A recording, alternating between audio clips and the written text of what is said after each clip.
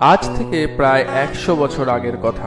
নৈহাটির বাসিন্দা শ্রী ভবেশ চক্রবর্তী কয়েকজন বন্ধুর সঙ্গে নদিয়ার শান্তিপুরের রাস উৎসব দেখতে গিয়েছিলেন। রাসের মেলায় ঘুরতে ঘুরতে সেখানে এক বড় কালীর বিগ্রহ তার চোখে পড়ে। মন ভরে যায় ভবেশ চক্রবর্তী। নৈহাটি ফিরে তিনি একদিন ভাবছিলেন যে তিনিও এরকম একটি বড় কালীর বিগ্রহ প্রতিষ্ঠা করতে চান।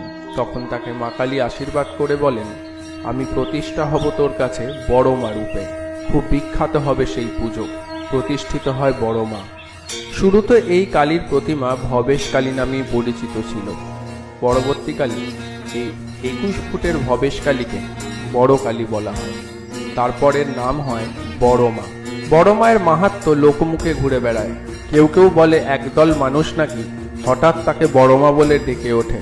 তারপর থেকে বড় কালীর নাম হয় বড় মা। বড় মার পুজোয় প্রচুর ভক্ত ভিড় করে আবেগে ফেটে পড়েন।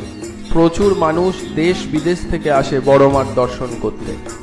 বড় মার থেকে যে যা চায় সে তাই পায়। নৈহাটির বড় মা ভারতবর্ষের অন্যতম বিখ্যাত কালী পুজোর মধ্যে জয় বড় মা।